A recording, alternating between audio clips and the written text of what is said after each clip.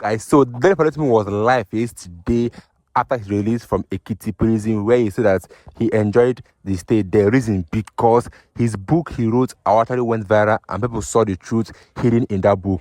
That he didn't want to spend his holiday in the prison, but at least the best happens. That everybody now knows what is hidden in that book. And he also thanked some persons like P2B, Omoido Sowore, Deji, and those people that protested on his behalf. And he was so emotional and was saying that he's very, very happy and thanks every single person that helped him to be released from that prison. P2B that also paid for his bail, and then the rest of them. Omoido Sowore that state protests are released, and a lot of things he was thankful of. So this video was the first live he did after he released it. It's a long video, but watch it to the end. You enjoy and hear everything he said in that video. And don't forget to always air your views in the comment section, because this video, I think, he said a lot about his experience in that detention when he was arrested and took to Ekiti State from Lagos. And in a state where that crime does not exist, but this is Nigeria for you, where we don't have any rule of law, and anybody can act as they wish despite the law saying otherwise. So I'd like us to hear what he said in this video, or in this live he went yesterday at 10 p.m. So watch the video, guys. I'll be to you guys shortly. I've been deliberately quiet. Yeah, as quiet as I can possibly be since I came out of my holiday, the retreat that I had looked forward to for a while. I would have preferred that I wasn't in a prison, but it pleases God. And I'm thankful to God for the time spent in prison, you know. So I have acquired a new title. I was going to say Senior Eleven of Nigeria, SEN. Until a dear friend of mine, divinely inspired, showed me that, no, how can you call yourself 11? Nobody convicted you. I said, but I went to prison now. He said, no, you went to prison, but you are not imprisoned. So you are not 11. So he suggested to me, why not call yourself Senior Accused of Nigeria? You know, so now I'm an SAN. When next you see me, or you are writing my name, please be mindful of the fact that I, formerly known simply as Dele Farotimi, occasional madman, previously 11, you can now call me graciously Dele Farotimi, SAN, Senior Accused of Nigeria. So welcome to this morning's show. Yes, it's a show, and the show must go on. So here is what we'll do. I told myself that I hold too many of you an unrepayable debt of gratitude. Too many of you. Look, one of the chief drum bangers for my freedom is my dear brother and friend, David. I spoke with David, I think, the day after I came out of my seclusion, and I promised him I was not calling back that day, and I haven't managed to do so. And meanwhile, he was supposed to be telling me about several other people that I'm supposed to be calling because of everything so many of you did. Truth of the matter is, you are the best. Nigerians, fantastic human beings. You guys are the very best. And I'll find a way to build this around the sermon that I have assigned myself this morning. Let's get something clear. I was going to title this, thank you, debt of gratitude. I ran out of superlatives with which to either title this or to describe the whole lot of you. I even went ahead, I wrote my outline as usual because I didn't want to be derailed. And I was convinced that this is what I was going to be speaking to this morning, although I eventually titled it The Road to Freedom. Is that what we called it? Now I can't really remember, but I believe that is what it was. It the Walk to Freedom, whatever. The key thing is, I had one message planned, and it was planned, I believe, with my own carnality, and I'm as carnal as any one of you. I'm completely human with all of my hybrises and everything, and I've had 21 days to prepare for what I believe will be the next stage in the battle that in the war, because I knew that that stage had already been won. But let me quickly say this. Thank you. I thank you. I thank each and every one of you. I am deeply, deeply grateful for what you all did. The calls to my family, the amazing show of support, and it's easy for me to speak with specificity to certain persons. I could say, for instance, that Mr. Peter Obi came to the prison to see me. I should say and say thanks to him for that. And then there's my brother Yele Sowore. Not only did he call my family, like he called them, he mobilized the AAC and the Revolution Now movement behind the demand for my release. My legal team, led by Mr. Lumide Fusika, fantastic people. Then there is Professor Emiri. He lost his wife and he just lost his mother as well. In the midst of his grief, he found the grace to show up in court, argued my bail application before the Federal High Court in in Ado Ekiti, even though I was only told the day before. I only informed them the day before. They all rushed to Ado Ekiti to ensure that I had legal representation. Fantastic human being. All kind of people, small and great, however you grade human being in your own reckoning, traditional rulers, sending chiefs. My hometown, I've spent more time in front of you guys than I have spent in my hometown. But the Owa of my town sent a delegation. Okay, everybody, the show of support across the entire strata of our society is humbling. It was humbling in the extreme. And I need all of you, whether I've mentioned, do I want to talk about Gigabyte in Ekiti, the Revolution Now coordinator in Ekiti, and his team, all kind of human beings that I can't even remember to mention their name as I speak with you. The Ado Ekiti prison practically became a tourist center. Big, small, everybody, people showed up. And I was being told constantly of the loud demands that you lot were making for my release. I appreciate you all. I appreciate you all. And I must say, in all humility, that you are the ones who came out of prison. It wasn't me. You came out of prison. You found your voices. You demanded that the right thing be done. Consistently, you made sure that I knew I wasn't walking alone. Your voices strengthened me because I heard you even beyond the walls of the prison. I heard you loud and clear. You left nobody in any doubt as to what you were demanding. It wasn't about Dele Farotimi, even though I was the one who bore your totem. It was essentially a demand by each and every one of you that the law must be allowed to rule in the situation. Now, let me be very clear. I retired from the practice of law when I turned 50. My next birthday, I'll be 57. I'm no longer a young man. I practiced that law conscientiously for at least 2 decades. I am a lawyer, not just because I was trained as one, but because I am by nature one. I'm a Yoruba man. In my culture, it says, I am not a fool. When the magistrate spoke, the learned magistrate was very specific in the order that he gave. And even though I did not believe at the time, and I still do not believe that there was any need for that order to have been made, what he said was clear. I may not speak to the press, or even to you, about the case pending in his court. That was the extent of his order. I am a lawyer. The matter is sub judice, and I certainly cannot, whether he had made the order or not, I wouldn't have spoken to the case in the court. And I certainly do not intend to. There is absolutely no need to speak to any of the cases before the court. They are irrelevant to the future. And me and you, we need to focus on the future. So let us be clear.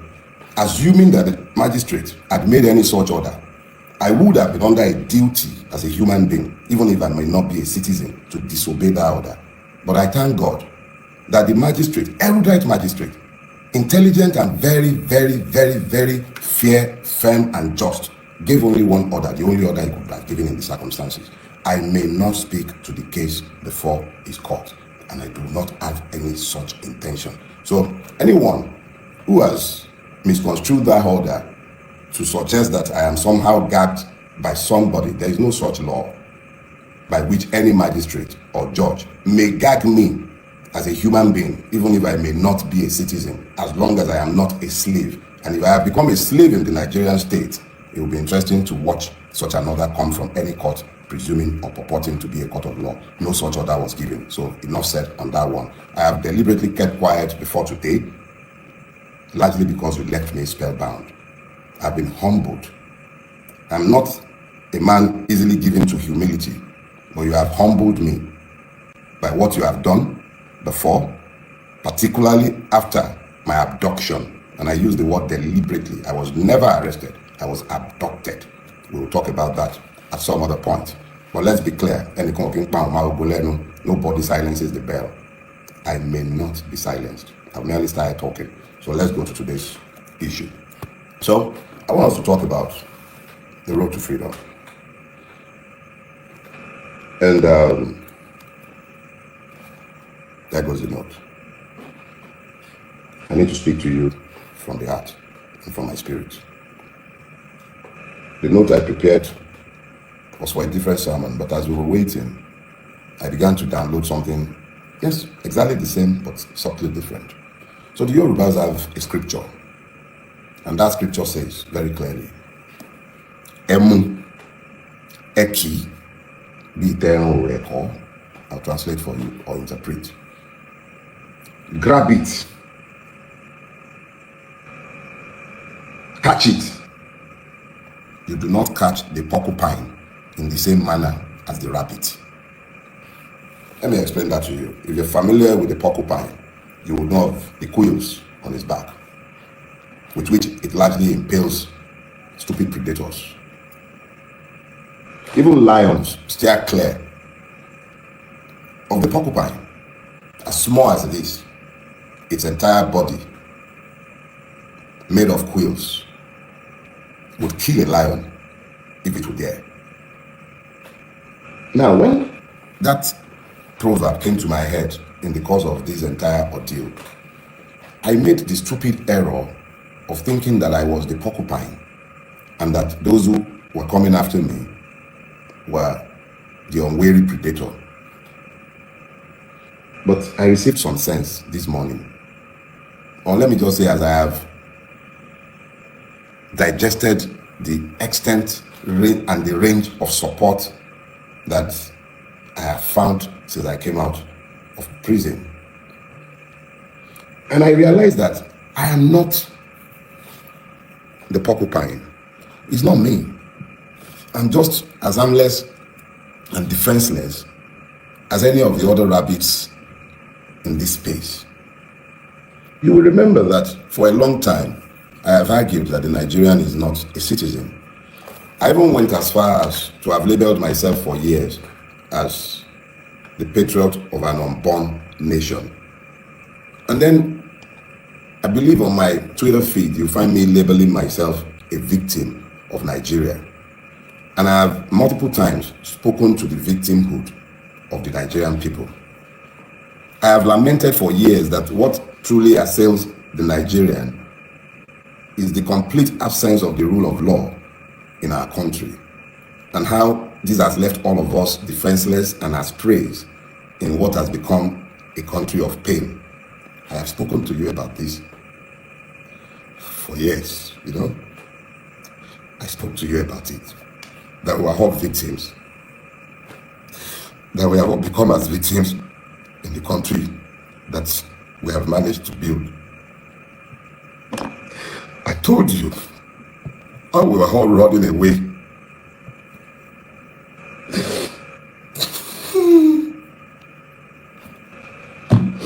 I told you how we were all running away from Nigeria because we have built an intolerable country unfit for human habitation.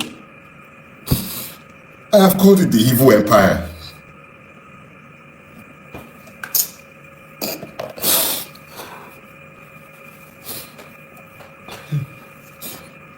I have called it the evil empire. I've spoken to the fact that because of what we have all collectively tolerated, we have lost our country and we have become as slaves in the country that we have all built. And we are all to blame. Plus the idiot standing behind pulpits as I'm speaking with you, preaching injustice and lies to the people and helping them to normalize the madness that has overtaken all of us. I said this for years. So I am just as much a victim as each and every one of you. These are the first tears I have shed since my friend Ogunlanu died. I'm not given to tears, and I'm sorry. See, back to the issue. We all built this. We made this mess together, and it will take all of us to resolve the mess that we have made. It will take all of us. Without all of us functioning as one, the way you found the grace to function as one in the last month, you all acted as one. It wasn't about being Christian, being Muslim. They divided us along too many lines. Damn!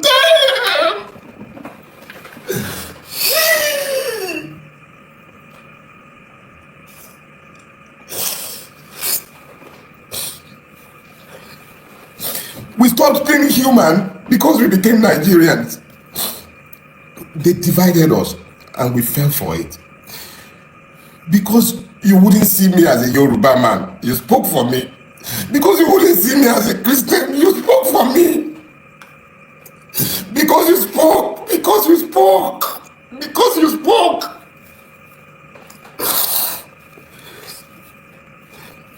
Because you spoke, Nigeria couldn't happen to me. Because you spoke. The only reason Nigeria couldn't happen to me is because you spoke. You spoke. That is why Nigeria couldn't happen to me. And yet, Nigeria couldn't happen to me. Emu, Eki, Bitenru Reko. You found your voices. I became you. And in our collective, you couldn't be silenced. And I could not be silenced. So it wasn't me that became the porcupine.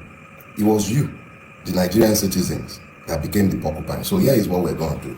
First question I need you to ask yourself is this. How many of the people feeling the pains of the Nigerian state in detention or in prison deserve to be where they are? There's multiple people that I met in prison, and I will yet speak to my prison experience. But I assure you, I didn't shed a single tear. I was happy for the free accommodation. I didn't like the food and I didn't have to eat it.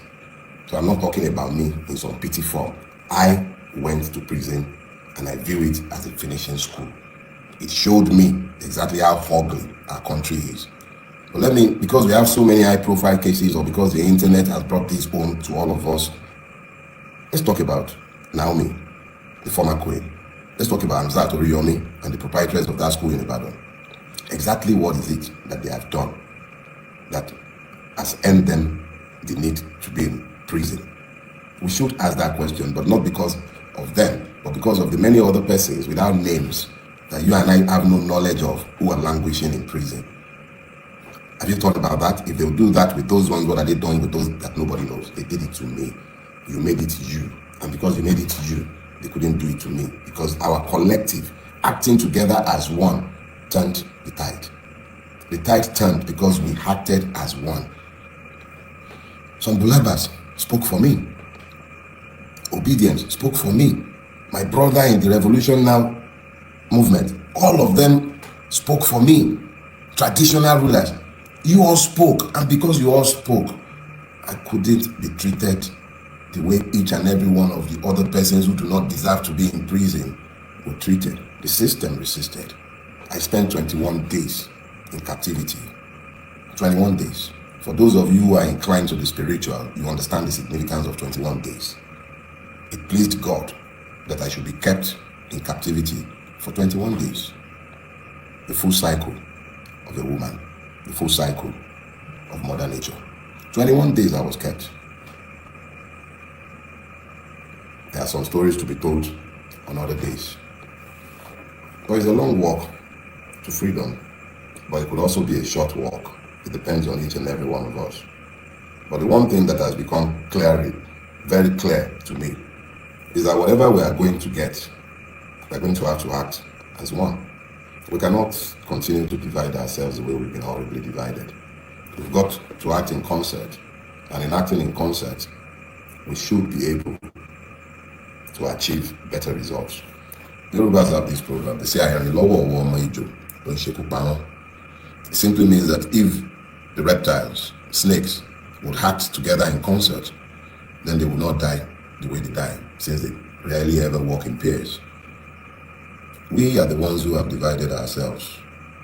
My current travels, not travels, there's no traveling anything. Let me just say my current experiences or my past experiences, in my own candid opinion, highlight the need why we all have to act in concert. We need to agree what our own enlightened selfish interests might be. And I assure you, there are multiple interests, because there is nothing that afflicts one part of this country that does not afflict the other. There is nothing that afflicts me that I didn't see afflicting multiple others that I saw in prison. And I know of multiple cases on a day-to-day basis in Nigeria where the totality of the flaw or the the completion of everything is found in the knowledge that the Nigerian is not a citizen. The struggle ahead of us is the one where we must demand to be citizens. Those of you who desire separate homelands, you are only going to get that when you become citizens. Unfortunately or fortunately for all of us, we are trapped in this monstrosity that is called Nigeria. If we are going to ever come out of the monstrosity, whether that be as different nations or whether that be as one, it would be because we found the courage to become citizens in the space we are occupying today, forget the contrived differences between us, and then ensure that as citizens, we exercise our free sovereign will to do with Nigeria, our home country today, as we care. So those of you who desire Odua Republic or you're desiring Biafra, that's fine. But let's first of all become citizens here. And then we may, as citizens, exercising our sovereign will, have referendums where you can decide democratically, if these homelands should be created.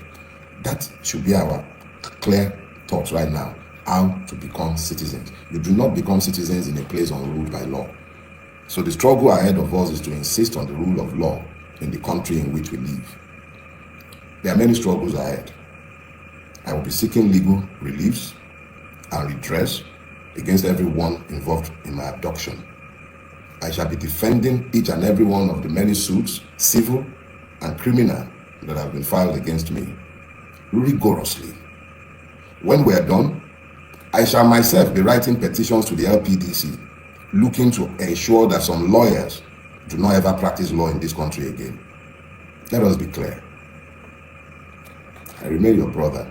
I remain you, Dele Farotimi, Esquire, SAN, Senior Accused of Nigeria, victim of Nigeria, but a conscious victim, capable of articulating the conditions of the victim.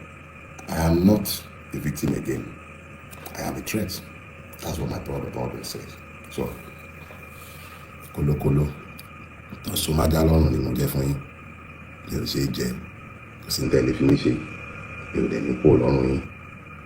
Tolerate me, no. As long as we have to continue pretending that we're a democracy, you don't just have to tolerate me, okay? All right, guys.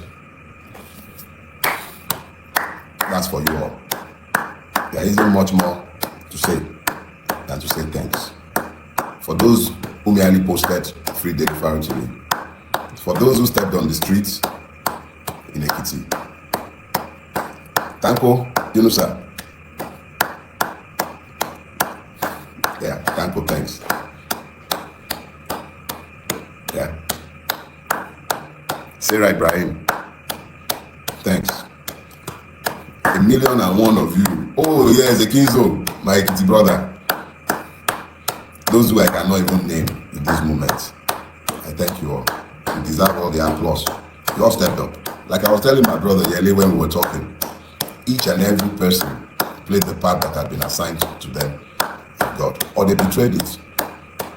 And each person knew exactly what they did. I thank Yele for his amazing support. Brother Peter Obi, Davi, I thank you all. And see you next week. You do not recall a bullet when it is fired. I cannot be silenced. See ya. Bye-bye. Okay, that was the live section, and if only we can have more of Dele Farotimis in our society, then we can make our country a better place. People that can speak up the truth, like Badenoch, Dele Farotimi, Omoyo Sore, and Lawyer Deji, very dark man, and then lots of them that always speak and stand for the truth. And I think if we have more of them in our country, Nigeria will be great again, because I believe that once the truth is revealed, everybody will know what is happening. And the most important thing is that most of us don't know our rights in this country, Nigeria, because the government have made it in a way that we don't know our right again, and we don't have our right. Because in Nigeria, once you speak anything about this government, they'll come for you. Once you say anything about this government, they'll come for you. They will try to arrest you, and they'll try to shut you down if you speak anything against them. That's the kind of country where we are, where the government don't allow the citizens to express how they feel. And thank God for the fearless people that we have, people like Dele Farotimi that wrote it on a book so that we can read and know what's happening in our country judiciary system, because it is so corrupt that we don't even know what is wrong and what is right again, because we think that everything the government does is right, but we all that is not right, because arresting Dele Farotimi from Lagos and taking him to Ekiti is one violation of law and rights, because that was actually kidnapping and not arresting. That means they went against Dele Farotimi's rights as a Nigerian citizen. That means country Nigeria, we don't have any right or anything called human rights. So I will see you guys as every video you watch in the comment section. Don't forget to always add your views and subscribe to my channel. See you guys in my next video. Stay tuned, guys.